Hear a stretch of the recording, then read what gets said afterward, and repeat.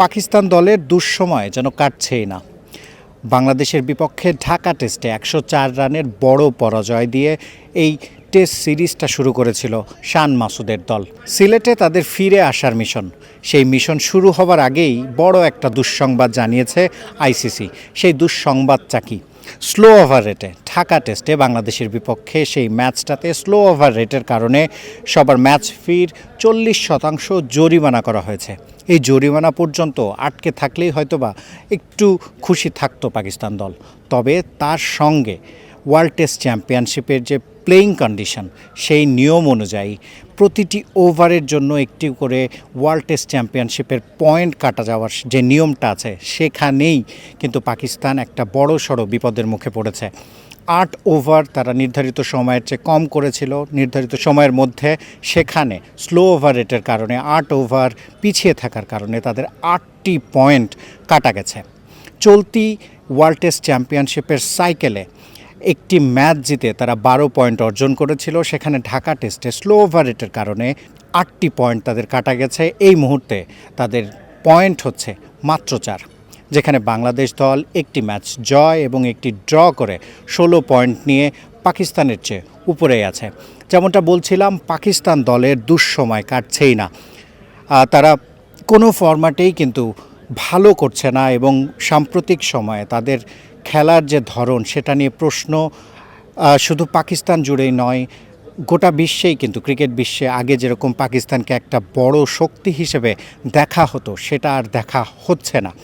এবং টেস্ট ক্রিকেটে সাম্প্রতিক অতীতে তাদের কিন্তু চরম দুঃসময় চলছে, এটা বলাই যায়। শান মাসুদের এই সিলেট ইন্টারন্যাশনাল ক্রিকেট স্টেডিয়ামে এই ম্যাচটা আগামীকাল থেকে যেটা মাঠে গড়াতে চাচ্ছে, সেটা তার টেস্ট ক্যাপ্টেন্সির শেষ ম্যাচ হতে পারে। যেই ফর্ম তার, তিনি সামনে থেকে নেতৃত্ব দিতে পারছেন না, দল জিতছে না, সেখানে শান মাসুদের ক্যারিয়ার, ক্যাপ্টেন্সি ক্যারিয়ারটা শেষ হয়ে যেতেই পারে। আর সিলেট টেস্টে যদি ফলাফল তাদের পক্ষে না আসে, সেক্ষেত্রে কিন্তু শান মাসুদের কপালে একটু খারাপই আছে।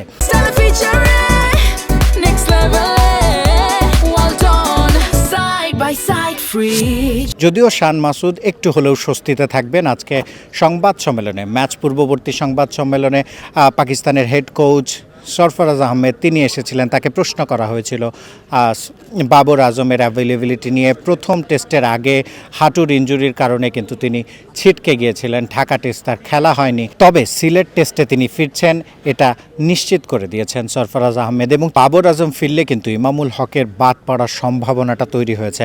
আজান ওয়াইস এবং আবদুল্লাহ ফজল, দুই অভিষিক্ত যারা ঢাকা টেস্টে নিজেদের প্রথম টেস্ট খেলতে নেমেছিলেন, তারা কিন্তু রান করেছেন এবং তাদের জায়গাটা ধরে রাখবেন, সেটাই আশা করা যায়। শান মাসুদ তিনি অধিনায়ক। সৌদ শাকিলের ফর্মটা খুব বেশি যে ভালো সেটা বলার সুযোগ নেই, তবে ইমামুল হক তিনি কিন্তু বাদ পড়তে পারেন, এটাই মনে হচ্ছে বাবর আজম ফিরলে। এবং সেক্ষেত্রে শান মাসুদের হয়তোবা ওপেন করতে হতে পারে। শাহিন শাহ আফ্রিদির ফর্মটা নিয়েও কিন্তু পাকিস্তান দলকে ভাবতে হচ্ছে। যেই পেসে তিনি বল করছেন, সেটা খুব বেশি কার্যকরী হচ্ছে না। এবং সেক্ষেত্রে শাহিন শাহ আফ্রিদিকে যদি একাদশের বাইরে রাখতে চায় পাকিস্তান, সেক্ষেত্রে খুররম শেহজাদ এই সিলেটের ইন্টারন্যাশনাল ক্রিকেট স্টেডিয়ামে হয়তোবা আগামীকালের ম্যাচে নামতে পারেন। যেমনটা বলছিলাম, পাকিস্তানের দুঃসময় কাটছেই না। একে তো জিততে পারছে না, তার উপরে পয়েন্ট কাটা যাচ্ছে, ম্যাচ ফি কাটা যাচ্ছে, জরিমানা হচ্ছে। তবে সব কিছু সামলে নিশ্চিতভাবেই শান মাসুদ এবং তার দল ফিরে আসতে চাইবে। তবে সেখানে আছে বাংলাদেশ বাধা। টাইগাররা দারুণ ক্রিকেট খেলছে, অন্তত টেস্ট ফরম্যাটে সাম্প্রতিক সময়ে টাইগারদের রেকর্ডটা কিন্তু দারুণ। সেই রেকর্ডটা নিশ্চিতভাবেই ধরে রাখতে চাইবে বাংলাদেশ দল। আর সেটা যদি হয়, তাহলে পাকিস্তানের কপালের দুঃসময় যেটা চলছে, সেটা চলতেই থাকবে।